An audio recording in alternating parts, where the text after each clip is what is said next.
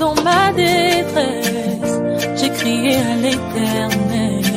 En tant que représentant de la loi, j'ai vu la souffrance, la perdition et la dévastation que l'absence d'un père pouvait provoquer chez un enfant. Mon enfant, mon héritage. À ma requête, il ne m'a pas donné le dos comme le monde le fait sourd. Mais certaines études ont prouvé qu'un enfant qui se sent complètement perdu a besoin d'un père. Et on ne peut absolument rien y faire. Mon enfant, mon héritage, un espace d'échange, de découverte et d'impact pour des vies productives, des familles harmonieuses et une nation forte. Mon enfant, mon héritage vous est proposé par l'ONG Rehoboth. Appelez-nous au 69 54 99 99 69 54 99 99. Remercions Dieu de les avoir. Je crois maintenant savoir ce que Dieu attend de chacun d'entre nous. Il faut du courage et de l'abnégation.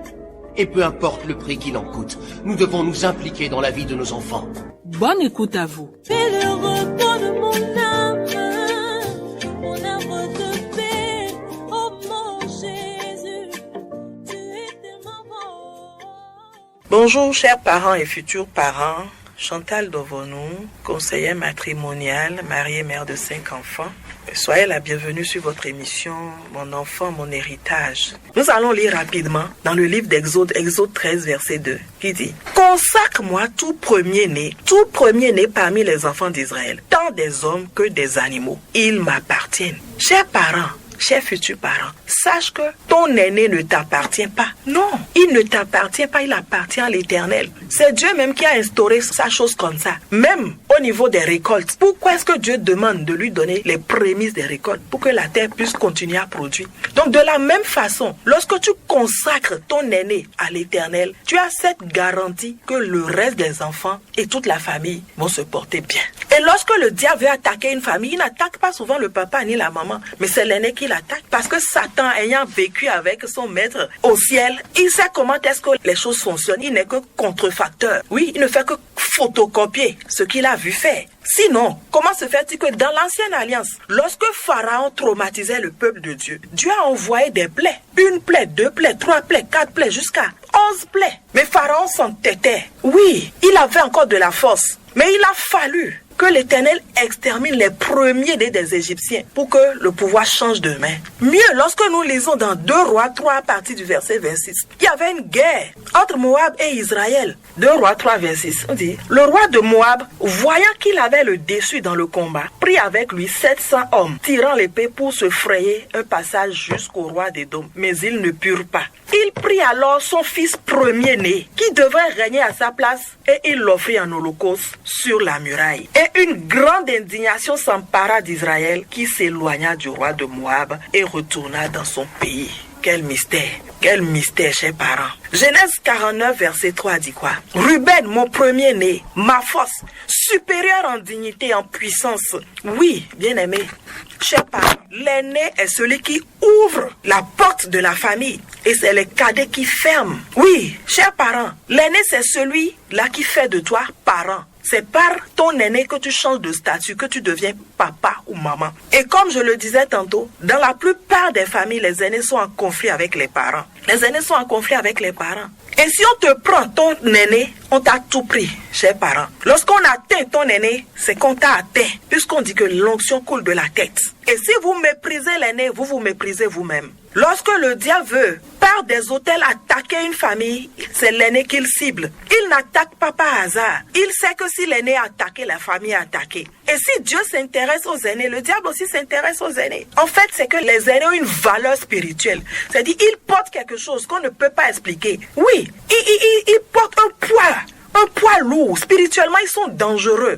Eux-mêmes ne le savent peut-être pas. C'est pour ça qu'ils se comportent n'importe comment. Sinon, s'ils savent que vraiment, ils sont les prémices de leurs parents, leur attitude allait être différente. Et vous verrez que lorsque l'aîné est docile dans une famille, le reste des enfants est docile. Mais lorsque l'aîné est rebelle, le reste des enfants est rebelle. Oui. Et laissez-moi vous parler rapidement des caractéristiques des aînés. Et quand je dis aînés, c'est vrai qu'il y a plusieurs types d'aînés. Je parle des aînés biologiques. Les aînés biologiques. Sachez que les aînés sont beaucoup combattus. Parfois, eux-mêmes ne comprennent pas ce qui se passe. Ils sont beaucoup combattus. Deuxièmement, ils sont vraiment incompris. Ils pleurent dans le silence. Personne ne les comprend. Eux-mêmes, ils ne savent pas ce qui se passe. Troisièmement, ils portent beaucoup de fardeaux. Bien évidemment. Et c'est pas pour rien qu'on leur donne une double portion. Vous allez voir que même lorsqu'un parent décède, il a été dit que l'aîné doit prendre la double portion de l'héritage. Parce qu'ils ont plus de responsabilités. Ils ont plus de responsabilités. Quatrièmement, les aînés subissent beaucoup d'injustices. Ils sont beaucoup injuriés, méprisés, parfois devant leurs petits frères, devant leurs petites sœurs.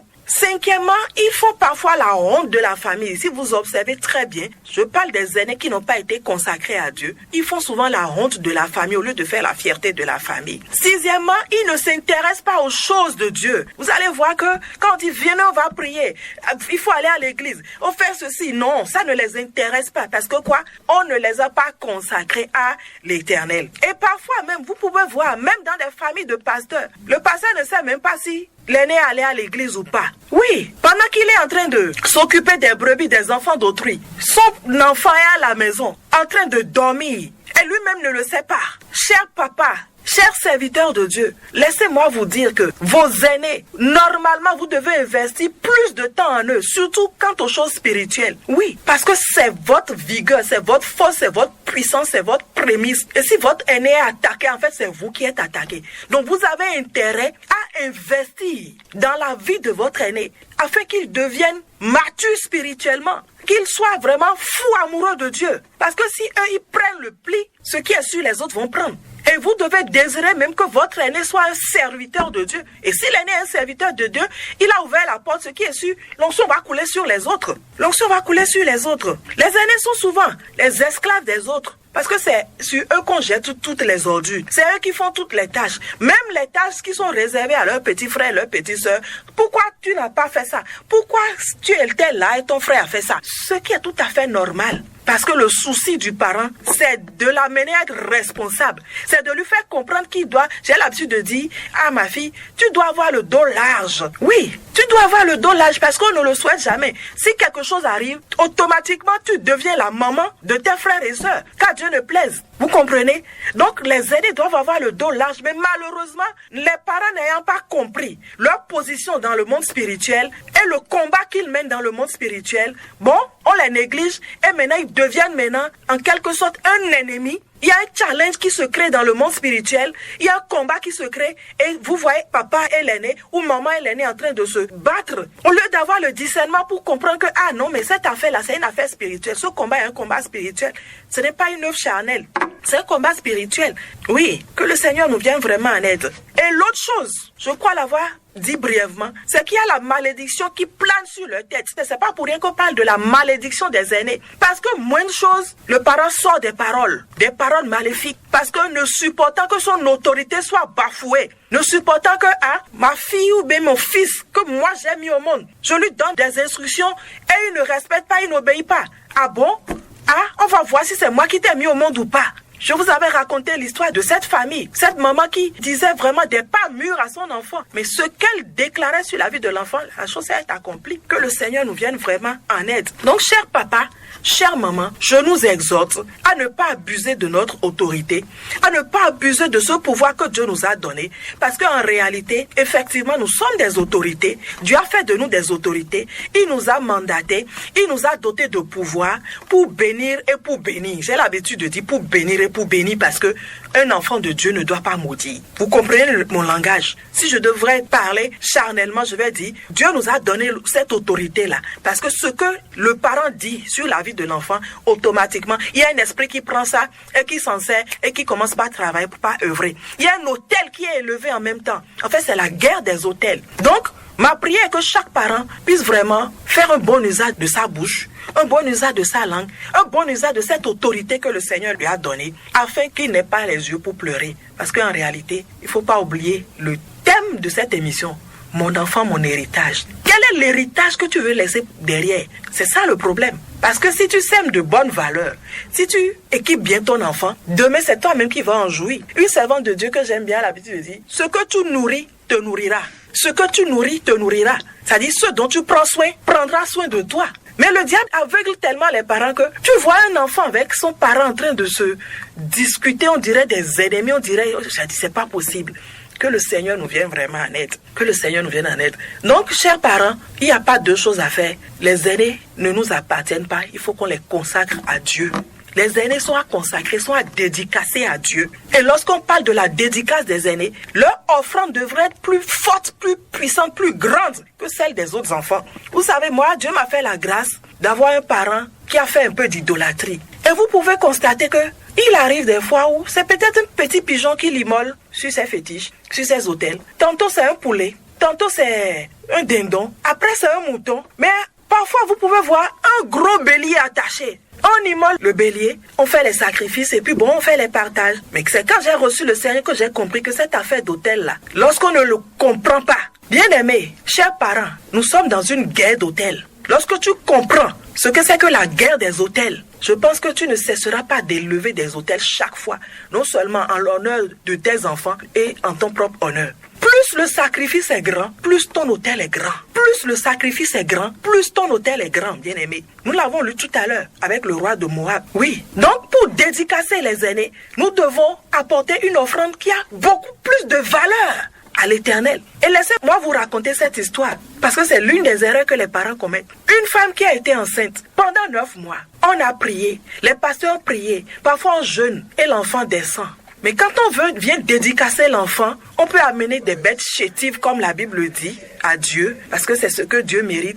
Mais quand on quitte, on sort de l'église, on rentre chez soi, on peut organiser une fête qui coûte des millions. On peut organiser des fêtes qui coûtent, c'est-à-dire 3 fois le montant qu'on a offert à Dieu. C'est de l'insulte. La Bible même l'a dit. Vous offrez des bêtes chétives, des bêtes que vous ne pouvez pas offrir au roi, au maire, au chef quartier. C'est cela que vous offrez à Dieu. Et comme je le disais, il y a un frère qui a commis cette erreur. Il a fait la dédicace de son aîné. Quand vous voyez ce qu'il a offert par rapport à ce qu'il est allé dépenser à la maison pour la fête, jusqu'à cette date, l'enfant ne s'est pas encore levé. L'enfant est infirme. Que le Seigneur nous vienne en aide, chers parents. Que le Seigneur nous vienne vraiment en aide, qu'il nous donne la grâce de comprendre certaines vérités spirituelles et de pouvoir les mettre en pratique. Donc, bien aimé, l'aîné est considéré comme la propriété de Dieu. C'est la propriété de Dieu. Et ne pas s'amuser avec eux. Ne pas leur laisser le choix de faire ce qu'ils veulent avec leur vie. Non, vous devez en prendre soin minutieusement. Minutieusement. Que le Seigneur nous vienne en aide.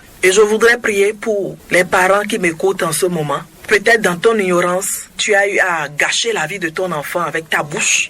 Parce que lorsque tu déclares des paroles maléfiques sous le coup de la colère, sache qu'un esprit a déjà pris fonction. Il a commencé par travailler et à mettre ses paroles en exécution.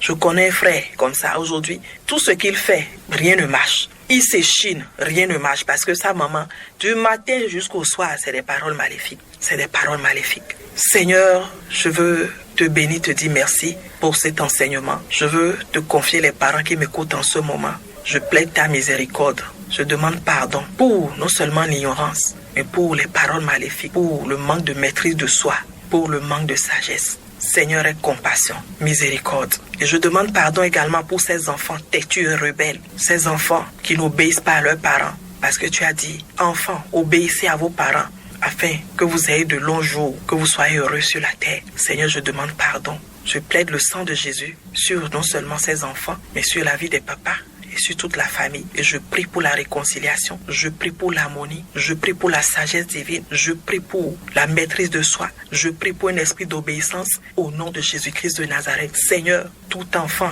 premier-né qui doit être consacré, révèle à chaque parent la façon dont il doit faire cette consécration le plus tôt possible, Seigneur. Tu as dit de donner à César ce qui est à César. Seigneur, accorde-leur la grâce de le faire comme tu le veux, d'être attentif à ta voix, d'être à ton écoute, de t'obéir et de sacrifier ce qui doit être sacrifié pour cet enfant, afin que cet autel puisse parler pour lui. Au nom puissant de Jésus-Christ de Nazareth. Seigneur, merci parce que tu l'as fait au-delà de ce que je t'ai demandé. Au nom de Jésus-Christ de Nazareth, j'ai prié. Amen. Bien-aimés, je vous laisse la question du jour. Pourquoi consacrer les premiers-nés? Pourquoi consacrer les premiers-nés? Oui, vous pouvez répondre au 69 54 99 99. Et si vous êtes intéressé par nos formations, la formation des parents, la formation des célibataires, des couples, des conseillers, vous pouvez nous joindre au même numéro. Et si Dieu vous met à cœur également de soutenir cette émission, vous pouvez toujours contacter le même numéro. Que Dieu vous bénisse. Shalom. Dans ma détresse, j'ai crié à l'Éternel. Je crois maintenant savoir ce que Dieu attend de chacun d'entre nous. Il faut du courage et de l'abnégation. Et peu importe le prix qu'il en coûte, nous devons nous impliquer dans la vie de nos enfants. Oh mon Dieu.